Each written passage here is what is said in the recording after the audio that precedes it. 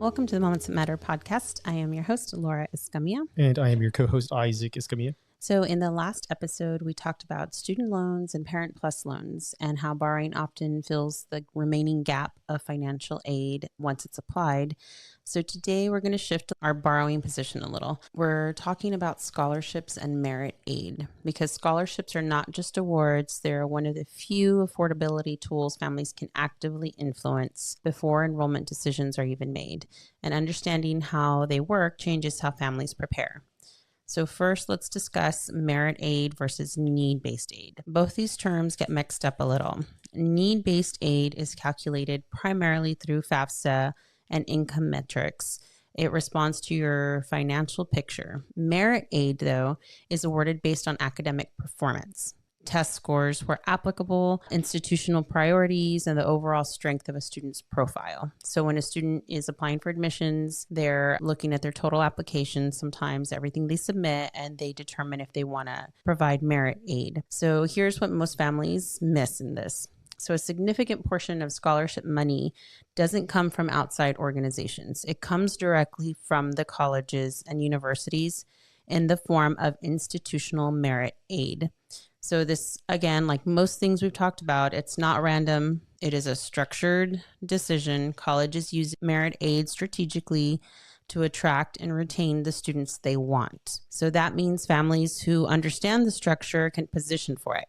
And families who don't often leave that money on the table. Isaac and I have talked about before how we've done this with our kids attending Baylor. We understood what scores they needed to get merit aid. So this is something that if you understand it going in can help you significantly, but you have to, like everything else that we've discussed, understand it early. So a little bit about test scores and merit aid. We want to address here, and I know we've addressed it before, but I feel like we can't say it enough, that something that trips families up is that you notice that colleges have gone test optional for admissions. And families hear that and think, okay, SAT and SAT scores don't matter anymore. That is not the full picture. So test optional for admissions does not mean test optional for merit aid. These are two separate processes with two separate criteria. A student can be admitted without submitting a test score, and then they might be ineligible for receiving significant, smaller, maybe merit scholarships because they didn't submit an SAT or ACT score. We've seen families personally and through our workshops, this completely throws them off guard. They thought they were admitted. They don't understand why they didn't get merit scholarships. And it all comes down to that they didn't submit their scores because the schools were test optional. So when they celebrated admissions, then they realized that the merit award they were expecting was tied to a score that they never submitted. So SAT and ACT scores still matter. They matter for scholarships. They matter for merit aid thresholds. And in many cases, they matter for the difference between a manageable cost and unmanageable one from going to college. So when I talk about test preparation in the high school timeline, we mean it, right? Do not skip this step because the school says test optional for admissions. Ask specifically what role test scores play in merit aid decisions when you're looking at schools. That question could be worth thousands of dollars. In our case, for our kids, almost half of their cost of attendance. So why timing matters more than most families realize is that when you're reflecting back, and I'm reflecting back, and I'm hearing, stories from families at workshops or some of the interviews I've done, they underestimate the timing of planning this. So institutional scholarships often depend on applying by priority deadlines, completing admissions applications early, and submitting FAFSA on time and meeting automatic merit criteria set by the institution. So you can apply for admissions. If you hold off on applying, you might be missing that deadline for their merit aid when they consider that for students. So you want to be cognizant of what that is. So you might be able to get admitted all the way through, March, but you've missed opportunities for scholarships at that point. Right. So merit aid, like most of the aid available through institutions, is first come, first serve. You're applying and they're going to give out money until they don't have any more. They'll give it away until it's exhausted. So they're not holding money, just waiting for somebody to come in and apply. So in many cases, Students are evaluated for scholarships automatically when they apply for admissions. There's no separate application. The window is the application itself. This is why I want to walk through what scholarship positioning actually looks like across all 4 years of high school, because this is not a senior year conversation. And like everything else we're discussing, it never was, right? Ninth grade is about building the foundation, strong grades in challenging courses, exploring extracurricular interests, beginning to build a meaningful profile. Families in ninth grade should also be having early conversations about what college might cost, what saving options exist. 10th grade is about preparation and research. This is where we begin SAT test prep, start researching scholarship opportunities, take the PSAT, what matters for, national merit qualifications, other large scholarships. It's also a good time to go over the net price calculators to get a realistic picture of what schools actually cost. 11th grade is about testing and engaging. So aim to complete SAT and ACT testing by spring of junior year. So fall, you want to take those exams. Attend colleges, get the right information, and give yourself time to retake the exams if you need to. Right. That's very important because both of our students had to retake them to get the scores that they required. Right. So if you're taking it in fall, they're not testing every single weekend. There are specific test dates. There's like 5 or 6 through the year. So you want to do the first one you can in the fall. Give yourself an opportunity to take another one in the winter if you need to, and keep allowing yourself the space to do that. You don't want to take it at the end of junior year and be stuck where there is no testing option. Right. Take it early and take it often. So the thing with our children is that both of them were very active in different clubs and sports. Mm-hmm. So they were not available for several of the opportunities that they required. So we really had to push things up, and we had some close calls a couple of times because they did have events scheduled on the same day that those dates were scheduled. Right. And those are hard dates. So in our case, our kids didn't really get to, the school tries to set up a testing date at the school to help kids. And for our kids and a lot of kids that are active playing sports and doing other activities that require them to be out on Saturdays, they didn't get to attend those. So we scheduled them to go to testing at the local universities and do different dates than what the school was offering. Right. The date that the school offers is not all that's out there. They can go to any location, any date that's available. You can go to the ACT and SAT websites and they'll show you the schedule, and you can go to the closest one to you on the date that works for you, but you have to register in advance, weeks in advance. So this is a planning thing. Those dates do fill up. So definitely there's only so many seats. Yeah. And so when you're a junior, you want to start trying to get the first dates you can to get that out of the way and give yourself opportunity to retake it because you're again going to have to fit it in your schedule if it has to be taken again. 12th grade is when it all comes together. Submitting applications, completing FAFSA when it opens in October, and applying for scholarships aggressively. So here's the keyword, aggressively. So senior year is not the time to start thinking about scholarships. It's the time to execute a plan that you've been building for years. And I'll add one more layer here that'll come back later on in the episode. Some scholarships require that a student has already completed college credit hours to even apply. So these are things you need to start planning years in advance. That means that the decisions being made in 9th and 10th grade about dual enrollment and AP classes aren't just about getting ahead academically. They're about eligibility. And we'll talk a little bit more about that later on in the episode. But academic preparation is not only about college acceptance, it's about positioning your student for affordability.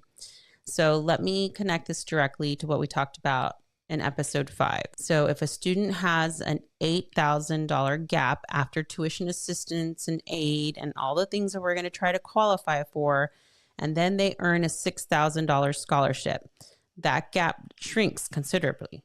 So over 4 years, that reduction can mean significantly less in student loans or parent plus loans, potentially tens of thousands of dollars if you plan it out correctly. So in my conversations, parents often describe scholarships as helpful. That's the word they use. understand that scholarships aren't going to come in and pay every single dollar, right? They're here to fill a gap. So when we frame them as debt reduction tools, the perspective changes. They're to fill the gap. Every dollar of scholarship money is potentially one less dollar that you have to borrow. So that's not just motivational talk, right? That's math, right? Every dollar that you get from a scholarship is one less dollar you have to borrow. So scholarships are not just about recognition, they're about leverage. So there are a few patterns I see consistently, and I want to name them directly. So first, families assume that scholarships are rare and unpredictable. So while some are highly competitive, many institutional merit awards are formula based. So if a student meets certain GPA or academic thresholds, they qualify. It's not luck, it's criteria. So second, families wait until senior year to think seriously about scholarships. But as we just walked through, academic positioning happens in 9th grade, 10th grade, 11th grade. So by senior year, some of those decisions are already made. Third is the important one. Families assume outside scholarships always stack on top of institutional aid. Sometimes they do, and sometimes they don't, and that difference matters. You have to understand what scholarship stacking means. And to tell you the truth, even though that I work for a scholarship organization going on 21 years now, at the time that our daughter went to school, I was, I hate to name it now, but 10 years in, I didn't understand this. I didn't understand what scholarship stacking meant until it affected me directly. So this concept doesn't get talked about enough. So let's spend a minute here. Scholarship stacking means combining multiple scholarships from different sources to pay for college costs. So it sounds straightforward, but here's what families often don't know until it's too late. Some colleges allow full stacking, meaning students keep both their institutional award and any outside scholarships that they earn. The two add together and reduce your cost. Other colleges practice what's called scholarship displacement. When scholarships from the outside are added, the institution reduces their own money, their own award, rather than letting the two stack. So instead of gaining $4,000, you break even or close to it. Whatever you get from an outside source, they're going to reduce their institutional aid. So you just end up the same.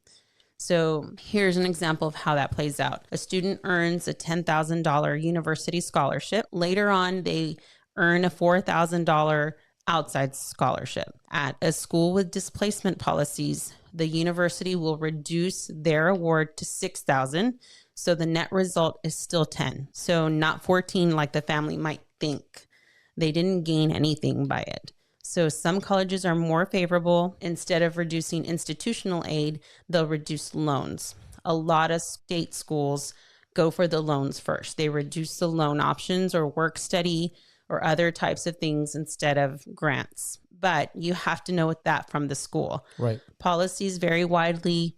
They're not always easy to find. Those are questions that you need to call and ask before you commit to the school.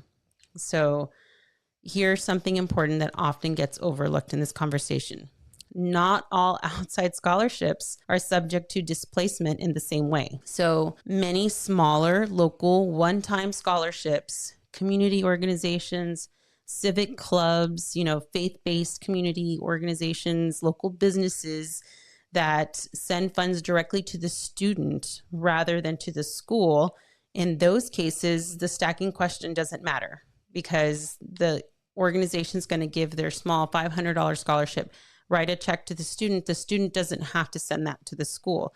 The student can keep that and use it towards their education in other ways. So the only time that stacking becomes an issue is when the scholarship is sending it directly to the school. It has to be reported to the school and the school has to know it's coming. Right. So, and scholarships usually will have a policy in place. But what I mean by that is, let's say you find out that your university has a displacement policy and you're going to receive $4,000 from a local scholarship. Mm-hmm.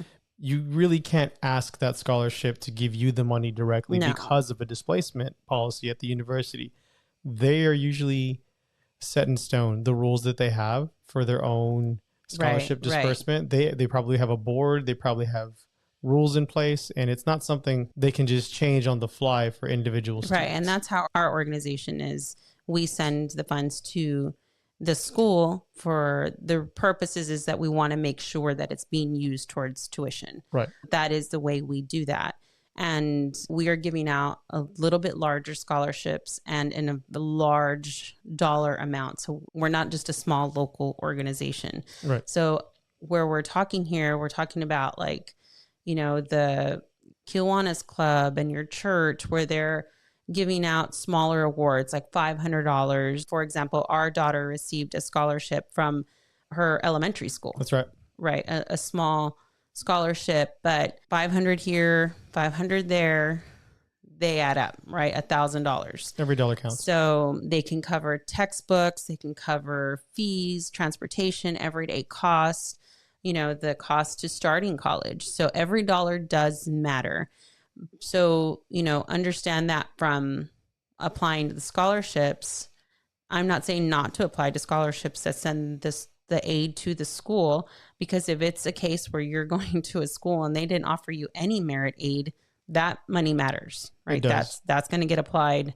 That's going to go towards it. So also call the school and ask, because you can always decline the scholarship. You could. So just tell the organization, rather you award it to somebody else because it's not going to help us here, right? So that's up to you, and that's for you to understand before you accept and count on that money. Understand what the policy is. Sure. And like you mentioned, those one-time scholarships are usually the ones that will give you the money directly. Right. The smaller organizations definitely just usually cut a check to. The recurring, they don't have the manpower and administration to be sending checks to universities. So the easiest thing is, you want it, congratulations, here's your scholarship. Right. And it would be the recurring ones that would be the a little larger bit different. things, right? And again, as far as a scholarship organization goes, we're very upfront about how we disperse those funds. So you'll know that before applying where we're going to go. What you need to know is if the school accepts it and will stack it, or it's a displacement school. So you need to ask those two questions. And yours operates a little differently too, because everyone has to apply for your scholarship every year. There's no guarantee that you would get it, because it's all merit based. And it all depends on how well you've done and when you apply and how large the applicant pool is. Correct. GPA. There's a lot of factors. A lot of factors. But again, it's all calculated. It's all scored. And there are metrics to it. So back to the smaller scholarships, don't think because it's a small award, it's not worth applying to. Sometimes those are the best case scenarios for you to add up those funds and get help that way. And you won't have to worry one way or another if the school's a displacement or a stacking school. Right. To purchase that laptop or set of books. Right. So where do families look for this? So just a starting point, there's free online search tools, reliable resources like Career One Stop, Fast Web, College Board Scholarship Search. Understand also that you should never pay to find resources for scholarships. You should never be giving out your information, financial information, or paying out of pocket to find resources. All these resources are free and they're government based. So you can create a profile and try to match scholarships. I know you get a match through the SATs, the College Board. They also help with that. There are resources there, and it asks the student usually, do you want to be considered or do you want us to help match? So that's where you look for those. And also, before you go national big scholarships, again, local, they're usually less competitive. They're more accessible. These are usually options. They'll go to the high school and the counselor will be told about all the opportunities in the community. So they'll have a list of scholarships they can apply to. Right. And students need to understand what they're eligible for, and you start making a list of what that is. And it doesn't hurt if you're a junior, go to the high school counselor and start looking at what's there for seniors and just try to get an idea of what to look for. That's not a bad idea. So yeah, it's definitely a good idea to know what's coming and what types of requirements that you know that you would need to fulfill before you begin to apply. So community organizations would be like the Rotary Club, Kiwanis, Lions Club, your local credit union and bank, local businesses, your parents' employer sometimes offers scholarships for employees. There's a lot of companies that offer scholarships for employees' children and those types of things. So your church, faith-based community organizations. Mm-hmm. There's a lot of local scholarships. I just met somebody yesterday who talked to me about their local organization. They're like, we try to raise 1,000, 1,500 and help a student with a scholarship. So those are the little organizations that you need to look for. And that's a meaningful contribution for a student. It really is. It adds up. Every dollar adds up. So for families in South Texas and West Texas, I'll start sharing a scholarship opportunity that I work for. Star Scholarship Fund, deadline's March 31st in a couple of weeks. And I'm going to go into that, but that is just for South Texas and West Texas students. So you have to know, if you're looking at scholarships, what the criteria is. So before I go on to STARS, let me talk about some questions that families should ask before accepting admission. And we want to make sure that before you accept financially and get committed to this, that you're understanding if scholarships are allowed for stacking. Outside scholarships will reduce institutional aid. And you want to understand if merit scholarships are renewable for all 4 years. You want to know what the GPA requirements are. And you want to understand if that's a 1-year scholarship and it disappears, are there options to reapply? Are there opportunities for your sophomore or junior year? You don't want to be caught off guard and not have that money. You don't want to assume that it renews. You need to confirm it. And you also want to know, what if your family's financial situation changes? Does the scholarship offered, merit scholarship, change? Was it based just solely on academics? Was there any financial component to it? You want to understand what happens if there's changes that occur.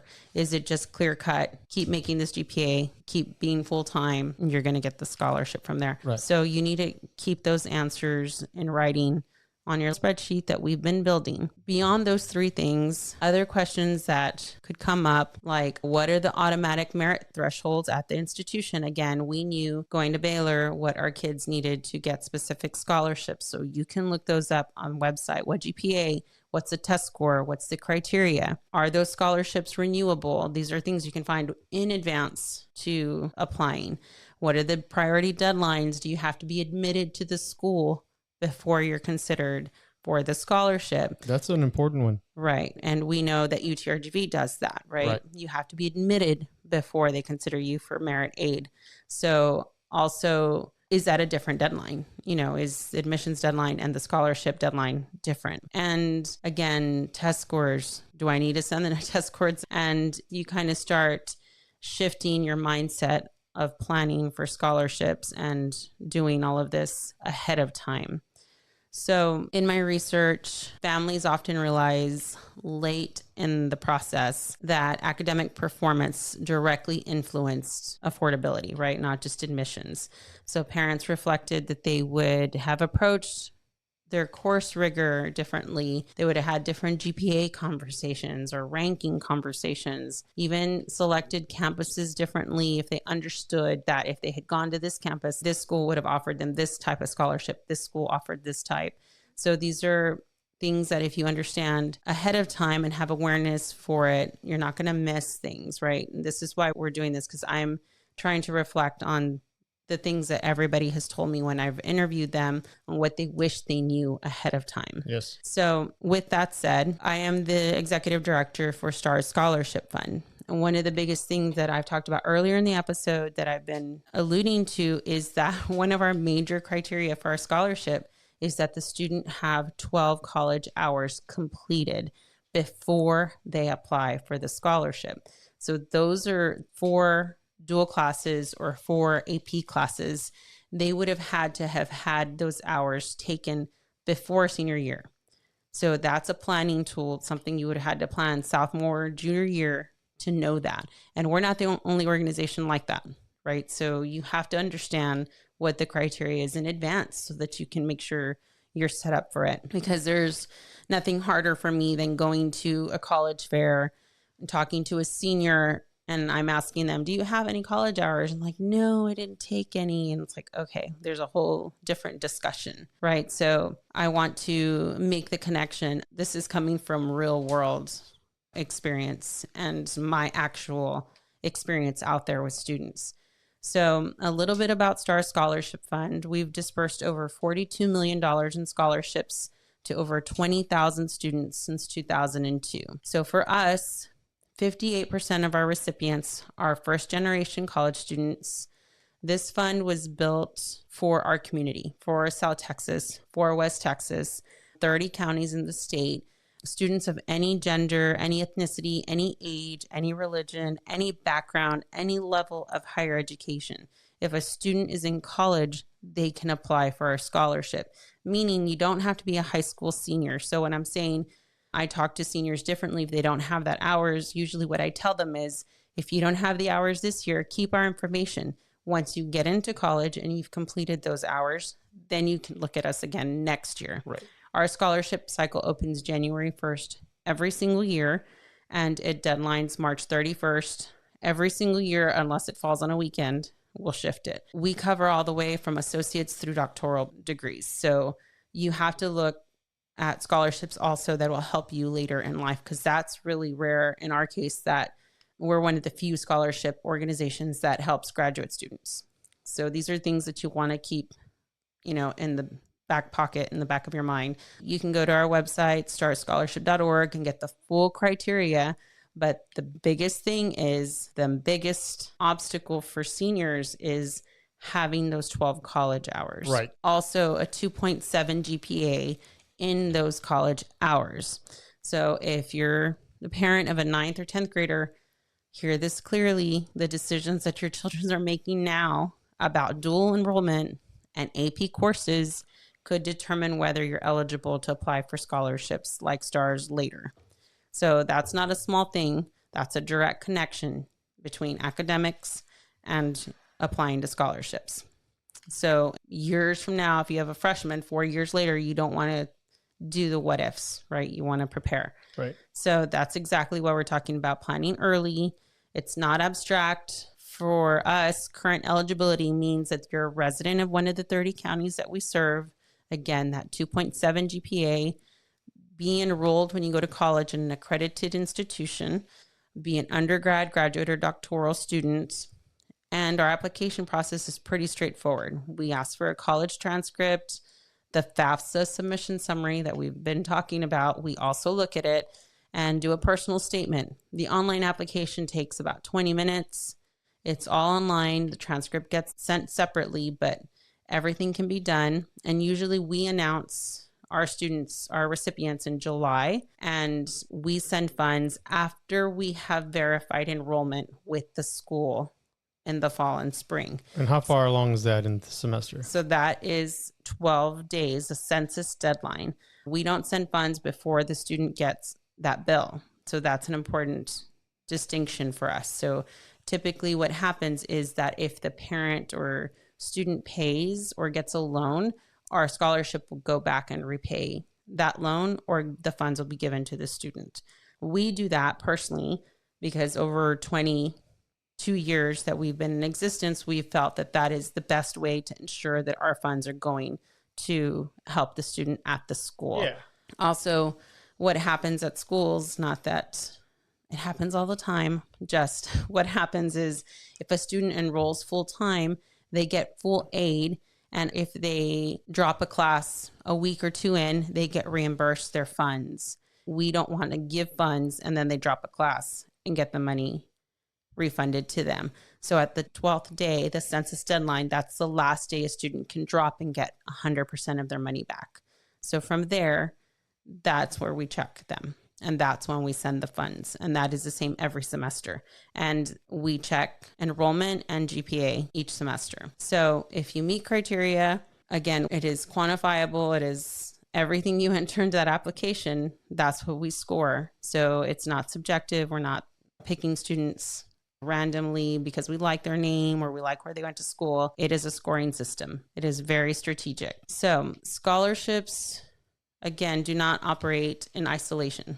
They have to do with FAFSA. Your FAFSA will tell you what you're eligible for. Some scholarships will require you to be Pell Grant eligible. Some won't. STARS does not. You do not have to be Pell Grant eligible to apply, but you will see that often. It is tied to FAFSA. And it is also part of tuition assistance programs. We talked about that those programs are going to help you fill the gap. So if you have a scholarship and then they give you a grant, the school is going to help you make up that tuition cost with everything together. So you want to understand that it's part of a system.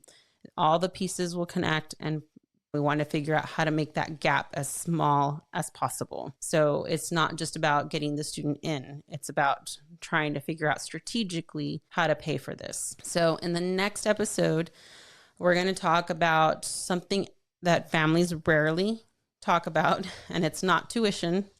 It's everything else around it. So it's the costs that don't show up on that first bill.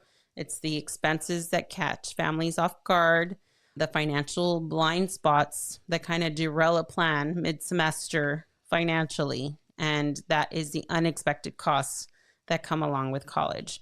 And this is a conversation that every family should hear. And we're not just going to talk about it based off of other people's experiences and what they've told me. This is going to be based on our firsthand experience as parents sending our kids to college. That's right. With that said, scholarships are not random. They're structured opportunities that reward preparation, timing, asking the right questions, starting early, and apply for everything, big and small, and understand the system that you're working within. So preparation creates leverage, and leverage changes outcomes. So we need to be ready for that. Thank you for joining us. We'll see you next week. All right. And if you're listening on YouTube, don't forget to like and subscribe. And